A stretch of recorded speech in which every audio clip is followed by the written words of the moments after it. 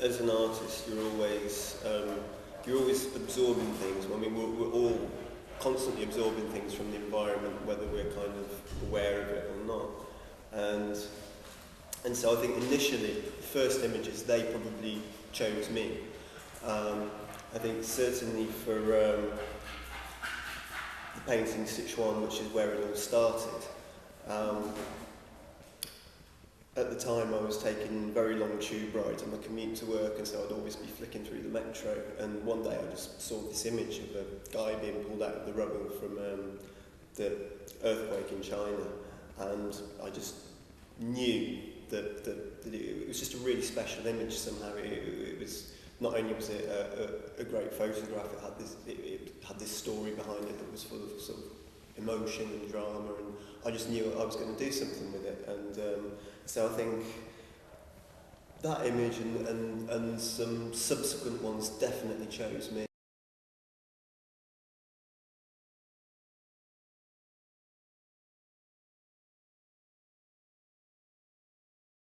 I think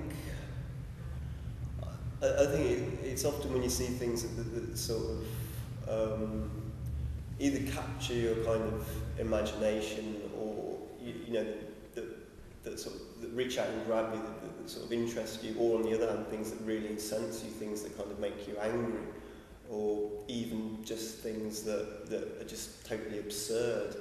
And I think certainly some of the free publications are quite dangerous in the sense that they give people this kind of overview of the world and what's going on. And for a lot of people, this might be the only kind of source of news they're absorbing that day, and so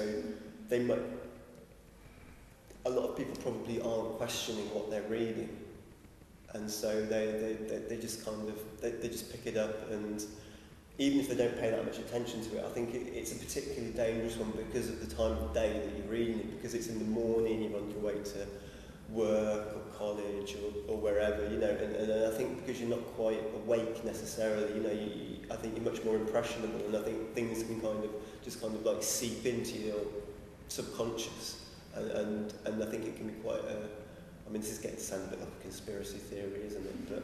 But you know, I think in a serious way, I think it can be used just to gently manipulate people.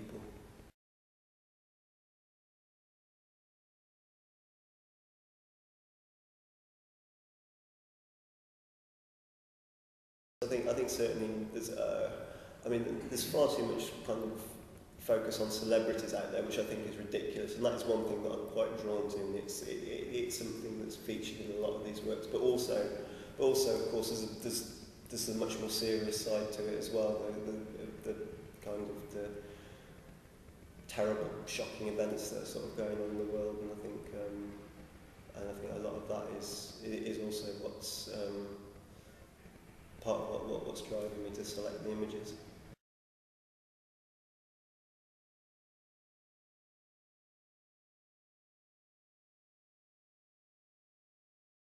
It was somebody being taken out of the Haiti earthquake. It was a bit of it's funny, that one, really, because it wasn't necessarily an image that I would have necessarily chosen, except for the fact that it was almost like coming back full circle, because this was the last painting that was completed, and Sichuan was the first painting that kicked the whole thing off. And the image, I chose it. It wasn't, I mean, there were a lot of images around at the time, and I mean, the one that kind of sticks in my head is the one of the girl with kind of like the sort of the cement dust on her face, looking really helpless. You know, whereas this wasn't nowhere near such a moving image as that. But what really struck me about it was exactly the same as that image that I'd started with, and it was almost like exactly the same thing, but happening on the other side of the world, and it kind of, and so it just struck a chord in that sense, that it was what I'd started off at looking, so it seemed like the appropriate place to kind of finish.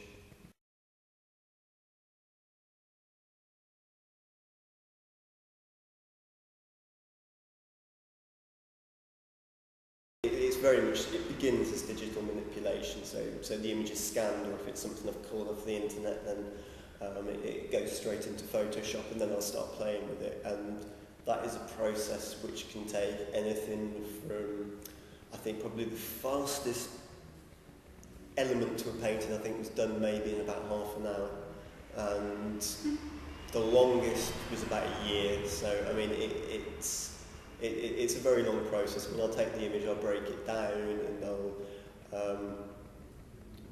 usually make probably from one image I'll probably make 50 or more little sketches in Photoshop, and then I'll start editing those down. I'll combine elements from them.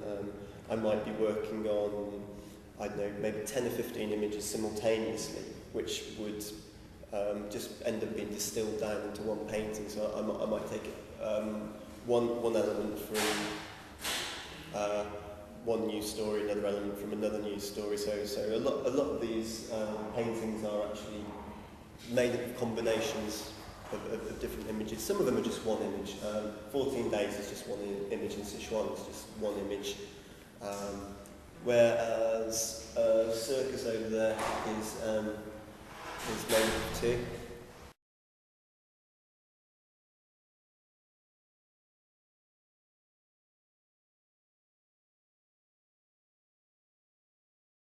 I mean, it's not literally a case of kind of Photoshop realism, if you like. It's not that I create this image in Photoshop and then I paint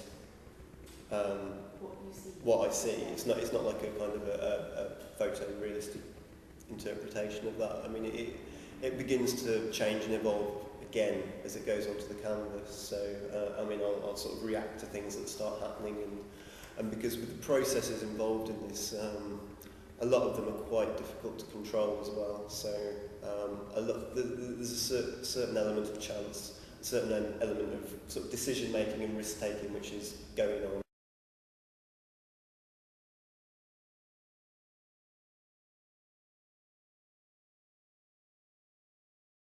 Really hard question to answer, actually. I mean, I think it can depend on so many things. I mean, because I've had paintings that I've created an image. I've spent maybe months working on that image. I mean, not solidly that image, but you know, I might work on it for an hour or two every couple of days. But I might have spent a month trying to perfect one image, and I'll get it to a point where it's ready to go on the canvas. And certainly with the case of Arabian Nights, what happened was I had the image ready, and I was about halfway through painting it, and I just happened to stumble upon something better. And so there's actually another painting underneath that one, which that one is covering.